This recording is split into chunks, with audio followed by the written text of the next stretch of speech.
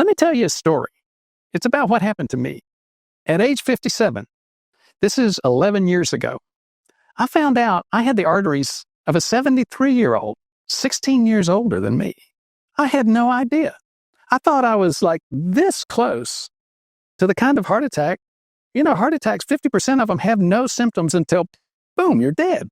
And it's like, that really upset me because I thought I was the picture of health. I ran marathons. I avoided eating fats, which, again, both of these things we thought at the time to be the best practices for heart health. And still that test said I was walking around with a ticking time bomb in my chest. But here's the thing. I didn't quit. I fought back. After a year, I turned those arteries into the arteries of a 52-year-old. Now look at this. This is the most advanced heart scan in the world at this point in time. And it shows my dangerous plaque is basically gone. That means my risk for a sudden heart attack right now is practically zero.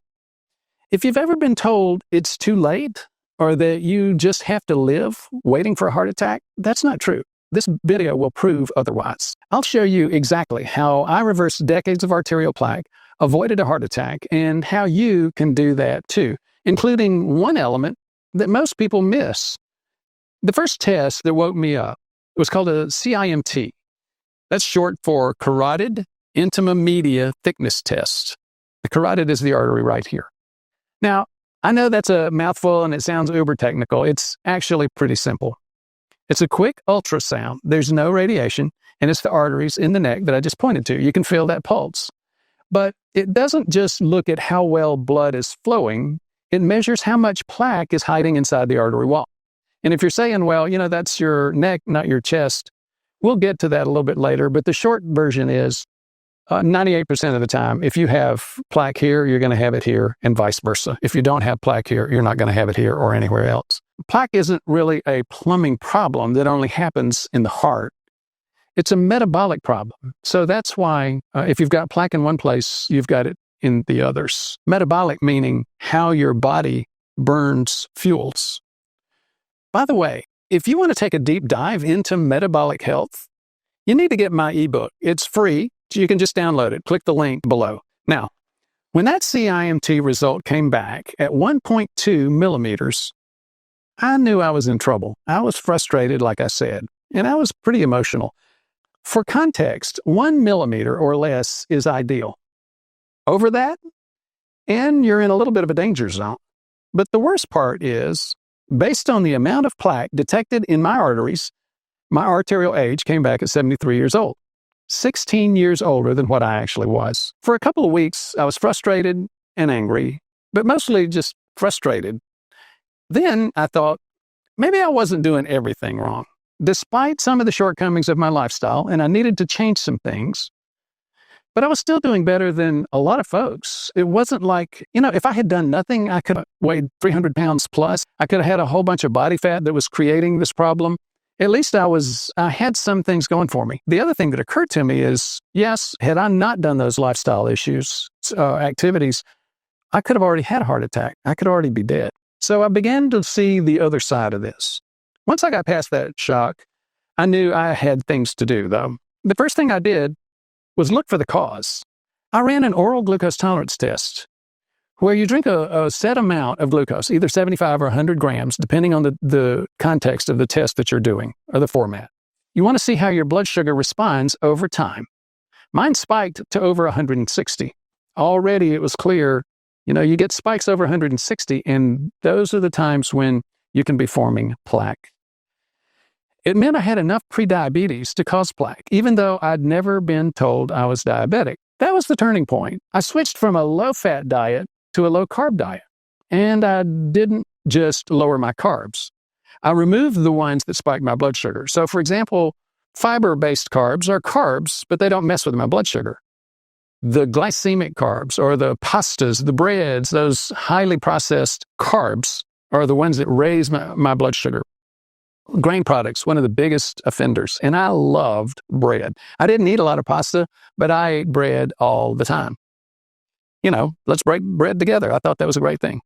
I changed my workouts too, from long distance cardio And I still continue to do some of that, but I added a lot more short, intense bursts and more focused resistance training. So what I was doing with the intense workouts was working on my capillaries. That's where my insulin receptors live. And with the resistance training, I was working on my mitochondria in my muscles. That's what burns the glucose once you get it into your muscles. And speaking of muscles, the reason I focused on my legs is that's where your real muscle mass is. I improved my sleep. It was a long saga of many things that I did to improve that sleep. I lowered my stress. And yes, I made a few unpopular choices with supplements and even medications. Within a year, my CIMT showed my arterial age had dropped from 73 to 52.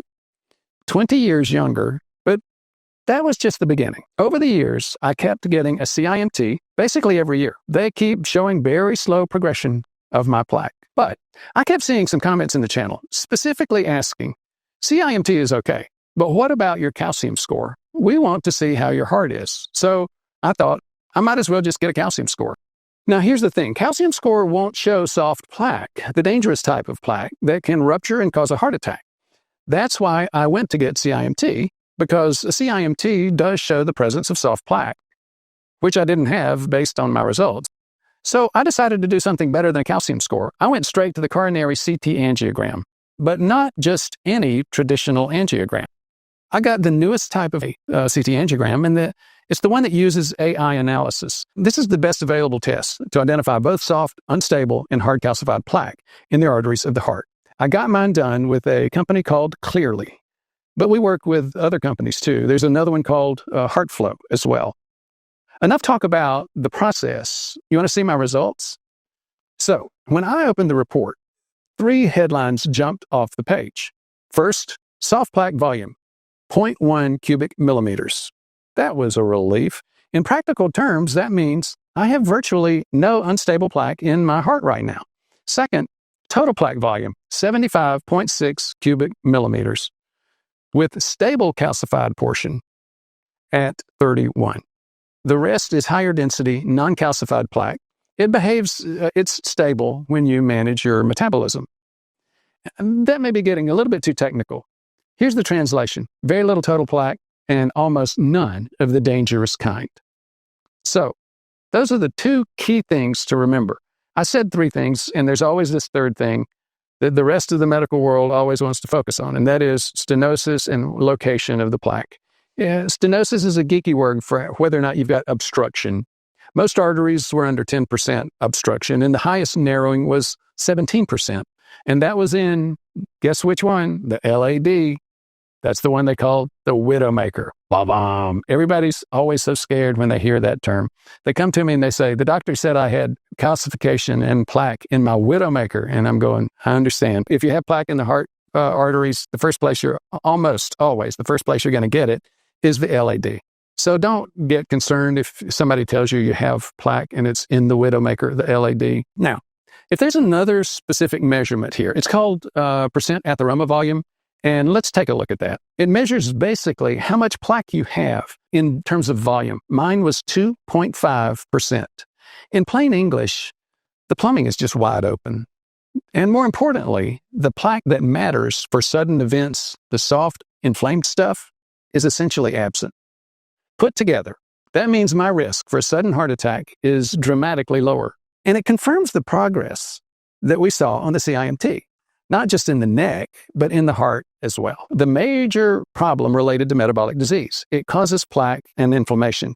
After years of doing prevention and treating patients, I've come to realize that testing for this can be very difficult. Now, there are some lab tests, OGTT, oral glucose tolerance tests, and insulin response, the amount of insulin required by your body to manage glucose. It's a hard test to do. It's definitive, it's old school, but it's hard because it requires a lot of time and effort, and still sometimes the lab goofs it up. Now, if you're thinking, Ford, congratulations on reversing your plaque. That's good for you. What I really want to know, though, is how do I do it? I understand. So let me show you exactly what I changed to get here, step by step, so you can start bringing your own numbers down. The first and most important change was diet. I stopped thinking of food as low fat or low calorie, and I started thinking of it in terms of blood sugar impact. I began testing my blood sugar after meals. And if it pushed me over 140, it didn't stay on the menu, no matter how healthy the label claimed it was. So one of the first big surprises for me was no more oatmeal for breakfast. That jacked my blood sugar. It meant cutting breads mostly. As I said, I didn't eat a lot of pastas before, but I ate a lot of breads. Rice, I had developed a taste for rice. And as I mentioned, oatmeal. Couldn't believe it. But that's what the blood sugars, that's what they told me. So instead, I built my meals around foods that kept my blood sugar stable. I replaced those carbs with healthy fats, moderate protein, and plenty of vegetables that didn't cause a spike. Over time, I experimented with different eating styles. I've tried versions of carnivore, keto, paleo, and plant-heavy low carb. No matter the variation, the common theme was always the same. Keep the carbs low and avoid the processed junk and avoid blood sugar spikes. For healthy fats, I leaned on things like avocado, extra virgin olive oil, and fatty fish like salmon and mackerel. I didn't shy away from natural saturated fats either. Real butter, not margarine, and yes, even bacon. I went back to bacon, which I had not eaten in decades because it was high fat. Butter too. So I went back to butter and bacon, and that was nice. A breakfast of eggs fried in butter with avocado on the side, that kept me satisfied for hours, and it didn't send my glucose up. I also paid attention to fiber. Now, some people have a problem with fiber. I don't. Even in a lower carb approach, non-starchy vegetables and some fermented foods, these gave me the fiber my gut needed. A big salad with olive oil, apple cider vinegar, and salmon was often lunch, and dinner sometimes too. I love Caesar salads, and so when I went out to eat, and I did a lot because I was traveling a lot, a salmon Caesar salad was my go-to dinner. Others might be grilled chicken with sautéed greens. Sometimes I'd have a fatty cut of beef, but not very often because I tended to gain weight on beef. I developed a taste for Brussels sprouts, which I had always hated. But you know what? You got to do what you got to do. I even learned to eat kippered herring. I still cannot learn to eat sardines. I tried it a few times. I gave up. Now, here's something that might surprise people. Once a week, I'll have a little bit of ice cream. Usually not the kind loaded with sugar and corn syrup, but usually one sweetened with allulose, stevia, or erythritol. It tastes like a treat, and it really doesn't wreck my blood sugar or undo my progress. So that's important because if your diet feels like punishment, you won't stick with it. You just have to learn and change the way you eat. And when you say, I'm on a diet, that implies temporary, that's in your head. I'm going to change back at some point. That's not what you want. You want a way of eating that you can live with permanently. The point was to eat in a way that kept my blood sugar in the safe zone and made plaque reversal possible, while still enjoying my food. But what if I had a spike? What happens then? Well, for starters, I don't panic. Just going out for a walk or doing some exercise snack like lunges or calf raises or jumping on the Schwinn Airdyne. You know, that 30-year-old Airdyne that I kept around the house, Mom kept around her house. And it was great. It will bring my blood sugar back down very quickly. That's because it's not the spike that drives the problem. It's how long and how often your glucose stays, even over 140. So if you think about it, some foods might spike your blood sugar 200 or more. And if it's only a few minutes, that appears to be okay. It's really time under the curve, the blood sugar curve, and over 140. So I'd much rather have a quick spike of 200 and back down to 100 than go up to 160 and just stay there hour after hour after hour. Now, all this leads me to the second big change, and that was exercise. I used to think the key to heart health was endless cardio, long runs, marathons, long bike rides, hours and hours of that level 2 steady state work. I ran half marathons weekly, sometimes twice a week. Marathons, I ran, about a half dozen organized marathons, but many marathons in training. Here's the truth I learned. Long distance cardio isn't bad. It's not the most efficient way, though, to protect your arteries or reverse plaque. What really matters is improving your metabolic health. And the fastest way to do that is by building and using muscles, especially in your legs. Your leg muscles are your largest safety valve against insulin resistance in metabolic disease. When you engage those big muscles, you pull sugar out of your bloodstream and into your muscle cells, where it's safe. You're lowering your blood sugar and insulin levels quickly. So I shifted my training. Instead of logging 10 or 15 miles at a time, I started doing short, intense bursts, high-intensity interval training, HIIT, and a newer variation of this called ReHIIT, reduced exertion, high-intensity training. With HIIT, I'd go all out for 40 to 60 seconds, or not all out, but more like 90%. Recover for a minute or two, and then repeat. ReHIIT is kinder and gentler. You do go all out, but you only go out for like 20 seconds, maximum. You do your maximum intensity, but only for 20 seconds, and then you back up. You do a recovery, very slow, for 40 to 60 seconds. You do even just 2 high-intensity intervals in ReHIIT, and it's shown to have some really good impact on your health, your arterial health, and your body. And guess what? The reason it's called reduced exertion, even though you're going to high intensity, highest level, it's only for 20 seconds. It's only twice. And you can do it in the morning, and you don't feel burned out the rest of the day. You don't feel like just washed out. I could do it on a stationary bike, that Schwinn Airdyne I talked about. I could do it running hill sprints, and I do all of those. I even added a rebounder that a friend gave me. You know those trampolines? I thought those were kind of wimpy looking until he gave me that one. And it's like, oh my gosh, when you hit a flat out sprint on that thing, it will wear you out. It's great for calves, hips, and quads. So I paired that with resistance training. And I'm not talking about hours in the gym. Most days I did resistance snacks. 5 minutes in the morning, 5 minutes in the evening, even 2 or 3 minutes, 3 or 4 times in the day. Wall squats, prolonged lunges, pull-ups, step squats, one-legged step squats, calf raises, use dumbbells, barbells, body weight moves. Once a week, I'll go to the gym for a longer session, harder workout, and use all those machines. Also once a week, I'll do a longer HIIT. So I do 3 to 5 ReHIIT sessions per week, and then 1 session of full HIIT. But I completely cut out this punishing long distance run. Well, not completely. There were a few years where I never ran, even as far as 5 miles at the time. I'm back to doing a couple of 5-mile runs. I'll usually try to get one once a week. My workouts overall became shorter, more intense, and more targeted. And the results in my labs and the scans speak for themselves. The key is you don't have to start at my level. Remember that. I do some fairly intense stuff, and I've put some videos on there. A lot of people come to see me and they say, I'm not starting at that level. A lot of people are beyond my level, doing some very heavy resistance work. You start where you are. That's where you start. Even if you're just walking right now, start there. Walk daily. Add short bursts of speed. Try getting a 10 or 20 pound weight vest or a 10 or 20 pound weight belt. Start adding some resistance. Start adding some things to what you're doing. Work toward building muscle and incorporating high intensity work in small, manageable doses. Over time, you'll notice not only is your fitness improving, but your blood sugar, your energy, and your risk profile are all changing for the better.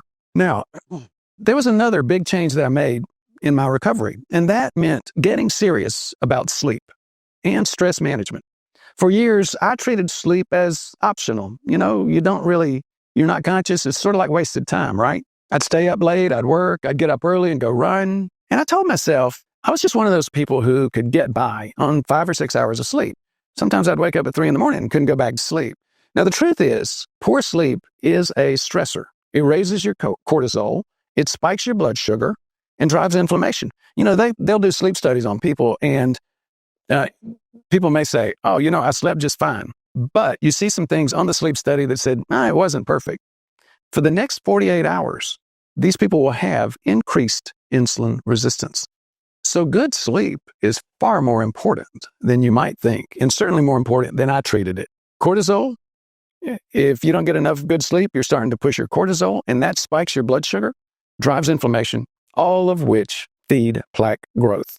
One problem that I discovered was that I had mild sleep apnea. My high, narrow dental arch crowded my teeth, and more importantly, it pushed my tongue back into my airway while I slept. So if I was sleeping on my back, my tongue, as I got older, my tongue just started going back there more often. It would wake me up, and I wouldn't even notice it. I wouldn't notice what woke me up. That meant I was waking up dozens of times in a night without even realizing it. I addressed that with braces, Invisalign braces. They widened my arches, and it really helped. But it wasn't the only thing. I had to train myself to sleep on my side instead of on my back. That was challenging, but that one change improved my oxygen levels, lowered my blood pressure, and left me feeling more rested. Stress was the other piece. I'd been going full throttle for decades. To me, a high level of stress was a natural thing.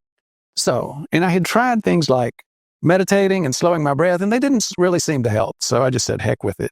Now, chronic stress keeps you in fight or flight and keeps your body in a low-grade inflammatory state. It keeps that cortisol growing. I needed a way to break that cycle every day. And that's when I started practicing slow, controlled breathing. Not just taking a deep breath, but actually slowing my breathing rate down to half of normal. The normal 15 to 20 breaths, we're not talking about going to 12 breaths per minute. We're talking about going to 7 to 10 perspective. From a geek perspective, this kind of breathing increases carbon dioxide slightly. That opens up blood vessels in your brain and body, and it stimulates your vagus nerve, the switch that turns on your rest and repair mode. Rest and digest, rest and repair. Here's where I learned that really slow breathing rate. A group called Respirate sent me one of their devices to try. You put a strap around your belly, and you have some earplugs in, and it tells you it coaches you on how quickly you should inhale and how slowly you should exhale and how often to repeat. And that's when I thought, oh my gosh, no wonder my slowed breathing in the past really never helped. I wasn't slowing it down enough. You can do this without any kind of biofeedback gadget like Respirate. Just sit or lie down. Inhale slowly for 4 or 5 seconds. Exhale slowly for 6 to 8 seconds. And repeat, just doing that same thing for 10 minutes. You'll feel a big difference just with that alone. Sleep and stress control don't just make you feel calmer. They have a measurable impact on your metabolic health. Better sleep lowers your fasting glucose and your blood pressure. Lower stress reduces inflammation markers. These two things alone can take a huge amount of cardiovascular risk right off the table. That's basically the lifestyle change I did. I know it might sound very simple, but for some people, it can be hard to start or even maintain that kind of lifestyle. Consistency is key here. But as we age, our body doesn't have the same capacity to respond as quickly as when we were young. And that's why I want to talk about supplements. I was trained in the traditional way. And the folks that I trained with, we all felt like supplements just meant expensive urine. We underestimated the effectiveness. Okay. But after my reality check, I decided to use my prevention experience to do my own research. I did a lot of science work at Hopkins and understood how to analyze science very well. When I started looking at the supplement research, I was surprised. I started developing opinions about the best types of supplements for prevention. So to me, supplements should fill gaps in your diet that you can't cover with diet, support your specific needs, and be backed by evidence. One of the first supplements I added was vitamin D3, around 5,000 international units per day. Low vitamin D levels are linked to increased inflammation, higher cardiovascular risk, and poorer immune function. I didn't take D3 alone. I took vitamin K2 as well, about 400 micrograms daily, because K2 helps direct calcium into bones and teeth, not into artery walls where it can contribute to calcification. But more importantly, it has some role in improving insulin resistance. I predict that's going to be shown as the research continues. There's already a couple of studies out there indicating that. Another supplement that I used to take is niacin, mostly due to low HDL. Niacin is one of the few supplements, it's actually the only thing, supplement or medication-wise, that can increase HDL, decrease LDL, decrease triglycerides, and most importantly, decrease Lp(a).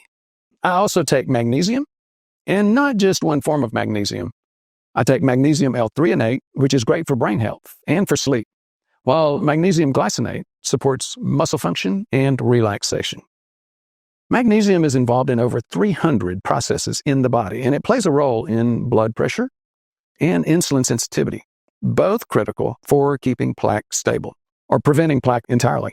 Now, although I eat a lot of fish, I do supplement with some additional omega-3 fatty acids.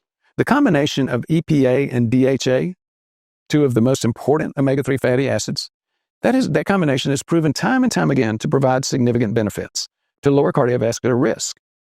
There are other supplements I do take, especially from time to time, like aged garlic extract and nattokinase, both of which have evidence showing impact on arterial plaque. The next piece of my strategy was, believe it or not, medications. But before I go into what I take, I want to be clear. Medications are not the main driver of plaque reversal or plaque prevention. You cannot outprescribe a bad lifestyle. Let me repeat that. You cannot outprescribe a bad lifestyle. But when medications are used strategically, like supplements, in the right dose at the right time for the right person, they can help stabilize plaque or prevent it and lower risk while your lifestyle changes do the heavy lifting. Now, get ready for what I'm about to tell you, because I've been criticized for this, although I truly believe it's something that contributed to my results. One of the first I chose to take was a low-dose statin. Yes, I got a lot of haters for that. Not to hammer my LDL. That wasn't my interest. My LDL, or bad cholesterol, I wasn't looking at trying to ground that into the ground. But I wanted to lower my inflammation and protect myself against recurring inflammation. You see, I knew if I had had plaque, I had gone through episodes of developing inflammation. I knew I didn't feel it, so I wanted to continue to have a backup for my lifestyle. I also knew that low-dose statins help with cardiovascular inflammation. So that was my target. Most importantly, I started taking it after I found out I had plaque. Again, it's that plaque business, because inflammation is what makes plaque unstable. And the evidence is strong that low doses of certain statins, like rosuvastatin or pravastatin, can reduce that inflammation. I avoid the high-dose approach, and I avoid the more problematic statins. For example, I don't use atorvastatin. For me, that meant rosuvastatin 5 milligrams a day, or even now 2 or 3 times a week. Some of my patients are on 5 milligrams a week, and that's been demonstrated to have a positive impact.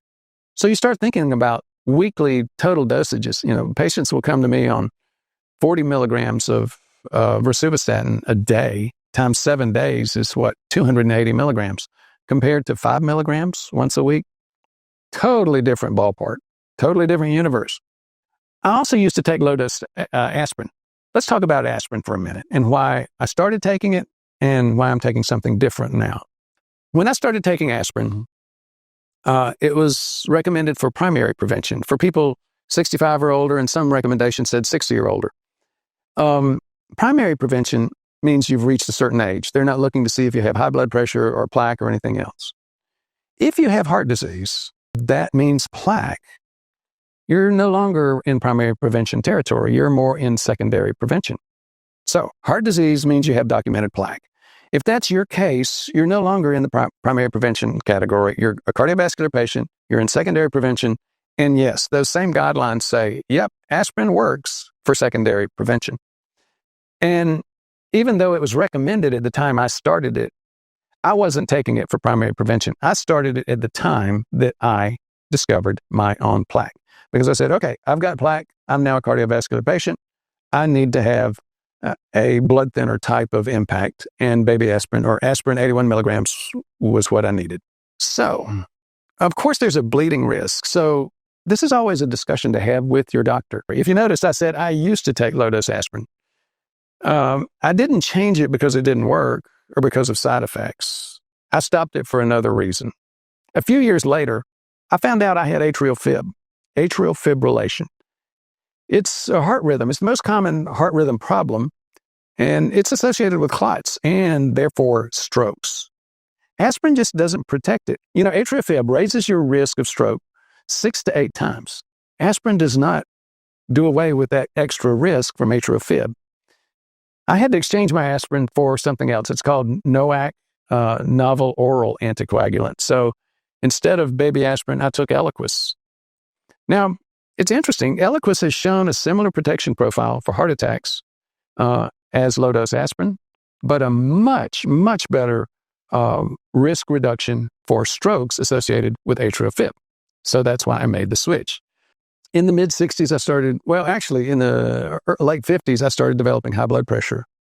I started years ago with ramipril. It's an ACE inhibitor. And again, you don't need to remember the term. It's just a type of blood pressure medicine that doctors were just beginning to use. They had used it quite often, but not so often for frontline high blood pressure management. I eventually switched to losartan. It's an ARB. It's similar but different. And the problem was I was having a cough with the ACE inhibitor. Keeping blood pressure in the optimum range is another way to protect your arteries from damage over time. I do use a low dose, and it has helped me both keep my numbers down and steady, and, key thing, protect my kidneys. The point is, every one of these medications was added for a very specific reason, based on my test results, my risk profile, my examination components like my blood pressure, and I review all these things regularly. If a medication isn't helping or the numbers improve to the point where it's no longer needed, I make a change, just like my patients do. Medications are tools. They work best when they're targeted, monitored, and used for support, not to replace the real drivers of cardiovascular health: your exercise, your sleep, your stress control. So that's my story in a nutshell. Remember, I was going to tell you about that one piece of the puzzle most people miss, even more important than lifestyle. But there's one more thing I like to keep track of. If you're ready to take prevention seriously, I want you to know you don't have to keep struggling with a medical system that just pushes pills and doesn't listen. I see so many people trying to figure this out on their own. And while it's good to do your own research, we do a lot of stuff like that ebook to help support people who are figuring this out.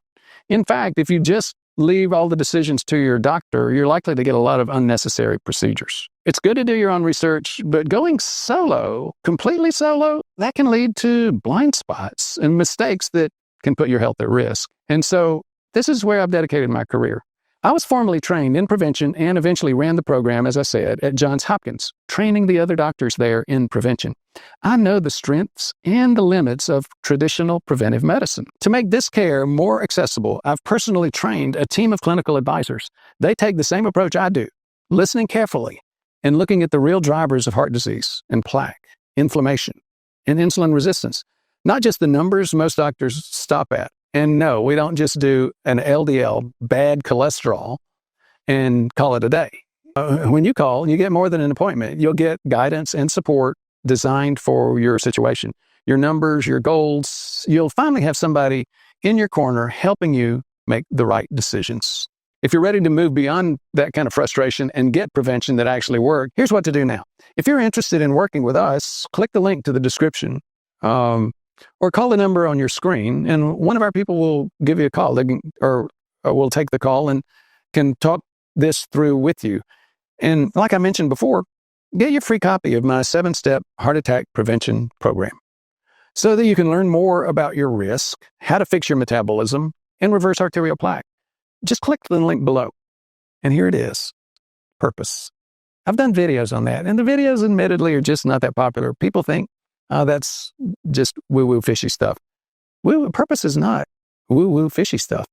When I got that first CIM2 scan and I saw arteries of a 73-year-old at age 57, for me, it scared me. But the truth is, fear alone doesn't keep you going.